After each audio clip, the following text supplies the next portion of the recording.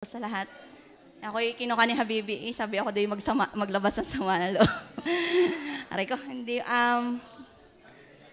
yan, nagpapasalamat nga sa buhay, yan, sa biyaya ng buhay, sa kaligtasan. Yun nga, maraming bagay na personally na pinagdadaanan, kumbaga eh. Marami po, una nga, nagpapasalamat muna nga ako, isa-isahin ko muna bago ako magpunta sa...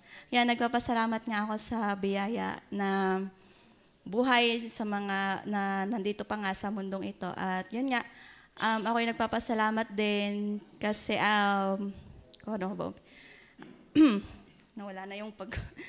ang una kong pagpapasalamat yung pagbabasa ko ng Bible. Kasi nito, nagbasa ko ng Saturday na madaling araw. Sa tagal-tagal ko kasing nagbabasa ng Bible.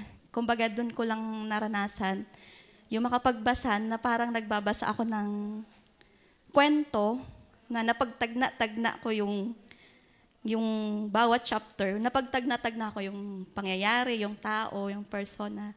Yung ganun, ewan ko kung kasi minsan nagbabasa ka, masabi mo lang, basa isang chapter. Yun lang. Yung basa kong yun, napagtagna-tagna ko, sabi ko, pero nag-pray muna ako ng na biyaya ng Panginoon.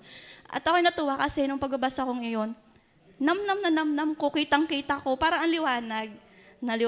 Sa tagal-tagal kong nababasa yung chapter na yon, ay bakit ngayon ko lang talaga siya naunawaan, ngayon ko lang nakita kong sabi ko, nakakatuwa. Sa kasarapan ko na pagbabasa, nakabasa ko ng 10 chapter, kasi parang bitin na bitin pa ako kasi yung feeling mong nanonood ka ng series na gusto mo pang ulit ikuan kasi nandun ka. Yun yung, kumbaga yun yung nakakatuwang pagbabasa. Kumbaga yun lagi ang hinihingi ko sa Panginoon kasi nakakaranas din akong magbasa nga lang ng isang kuan na walang napasok. Kumbaga ibiyaya yung ganun kasi parang natanim sa diwa kasi na-share mo sa iba. Pag yung ganung way yung pagbabasa. Kumbaga natutuwa ako sa Panginoon kasi nga kumbaga sa kabila ng yun nga, na papalya-palya, ay yung nakapagbasa ng ganong kataimtim na nawaan yung guan. Kumbaga yun lagi yung hinihingi ko sa Panginoon na pag ako nagbasa, hindi lang akong nasabi nagbasa. Kumbaga talagang namnam ko. Yun nga, biyaya yun, pagpapasalamat ko. At saka, yun nga pa, isa pang pagpapasalamat sa mga bata na marami na silang naunawaan. Katulad ni Atara na nagtatanong sa akin kung ano daw yung tribulation. Kaba, naunawaan mo na agad yung tribulation. Kumbaga, biyaya na, yun nga, kasi yun nga yung kapag ang mga bata may sakit, yun yung si Atina, kahit gusto niya, laging nasa church. Kumbaga, biyaya yun kasi may kaunawaan silang, ang tawag nga ni Atina lagi sa akin, pag mag-work, pupunta daw ako ng church. Yung kaisipan nila ay ganon. Kumbaga, kasi nga talagang, ang mga bata ay kakaiba Si Atina nga naka-one-on-one ng mama niya no isang gabi Alam na yung mga crush. Ako'y nabigla ako sa pinagkukwento. Nabigla din kami kay Atina. Kasi may plano na siya. Sabi niya, ewan ko kung paano nagkwento. Ako'y nagluluto, may mamamatay ng katatawa at ganon nga daw si Atina. Kumbaga naka-one-on-one niya, sabi niya, crush daw niya si Kuya Jimwell kasi may plano siya.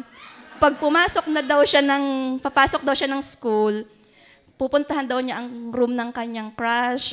Lagi daw niya pupuntahan. Sabi ko, bira. Sabi ko, paano malalaman yun? Hindi mo naman naunawaan ng crush. Kumbaga, sa ganong kabataan, kakaiba na ang mga bata. Sabi ko, saan mo ba natutunan yung mga crush na yan? Alam mo gayang crush? Ay, ewan ko baga, talagang, kumbaga, yung tanim sa mga utak ng bata, ewan kung saan nila nakukuha yun. Kumbaga, yung matinding magtanim ng mga pangyayari, event, salita. Kaya kay Habibi, pag nagsasalita, sabi ko, hinahinat yan, magaling magtanim. Kumbaga, nagtatanong, ano yun, ganon. Kumbaga, biyaya ng Panginoon na may ganong kaunawaan. At saka malilikot, yun nga, kalikutan. Biyaya, iba-iba na ngayon, malaki. Kumbaga, nakakapag-solo na kami dito, hindi ka to dating laging may karga. Yan, yung si Gia. Nasa station yun, ganong karga-karga, habol-habol. Sila ay nandun na sa children's. Yan nga, utay-utay na nakakaalwan sa pag-aalaga ng yung laging habol at karga-karga.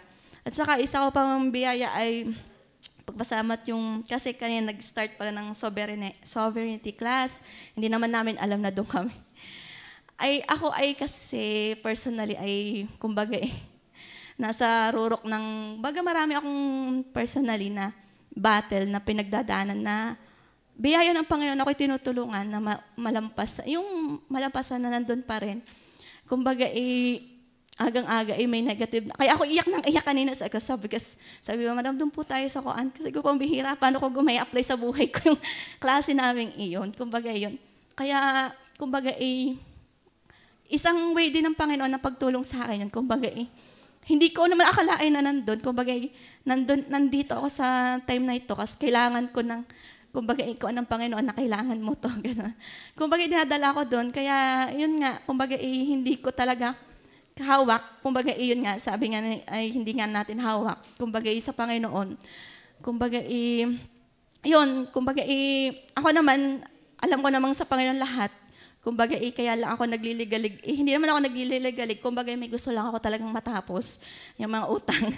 Ako, kumbaga nagkakumahog ako para lang doon, hindi naman para sa ibang bagay, kumbaga yun, kumbaga yun ang stress ko talaga, kaya, kumbaga basta maraming challenges, kasi ngayon, yung pagpapasalamat, iniisip, kumbaga kasi, parang iniisip ko, makapag-backslide muna. Talaga nandun po ako sa time na yon. Sabi ko, kaya bibi, mag-backslide muna ako, hindi muna ako mag-church. Kumbaga, nagpapaalam na ako sa kanya. Kasi ngayon nga, sabi ko, pag kanina umaga, sabi ko, pag ako tas tama-tama pa yung preaching ni pastor, sabi ko, ano, na ngayon, talagang sabi ko, yun na yun yung kumbaga talagang kausap na parang ako ang kinakausap. Kasi, nandun talaga ako. Sabi ko, pag pasalamatan, pag tinawag ako, hindi ako magpapasalamat. Kasi nagbabackslide ako. Sabi ko, mag-umpisa ako mag-backslide. Talaga mo, yun ang aking kuan. Kasi ngayon, lahat ng hindi ko gagawin, nangyayari naman. Kumbaga, yun nga, kumbaga, biyaya ng Panginoon sa pagtulong na yun. Kasi, yun nga, pag-pray niyo po, kasi ako nandun talaga ako sa stage na yun. Na, ako po kumbaga ipagod na, yung ganun, parang ako overheat na. Sabi ko kasi, kumbaga pag nasa church, may mga time na mga, kumbaga mas hindi ako na pe-fresh na, kumbaga may mga salita, lalo pag sa tithes, ako po ay talagang, kumbaga yan, isa pa akong, kung bakit nagkukumag, kasi, nung dalaga ako, sabi ko, ay baby, nung dalaga ako, faithful ako dyan sa first fruit, hindi ako nakakuha. Ngayon, gustong gawin ba? Hindi ko kayang gawin kasi wala talaga kasi maraming pinagdaanan. Kumbaga, na-stress ako. Na-stress ang dating sa akin kasi gusto kong gumawa. Hindi ko man kayang gawin. Yun nga. Kumbaga, sabi ko, kaya baby, sumpa ka sa akin. Sumpa ka sa akin. Gano'n. Sabi ko, kami nga nagkakwento ni May, nung dalaga ako, gano'n. Kasi kay May, huwag ka na mag-asawa. Sabi ko, gano'n. Huwag ka na mag-asawa.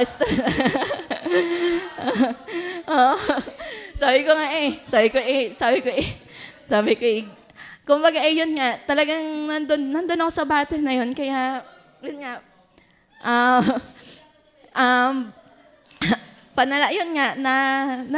panalangin lang po na yun nga, na malampasan ko kasi talagang nandun ako sa rurok ng kuan. Basta hindi ko masabi.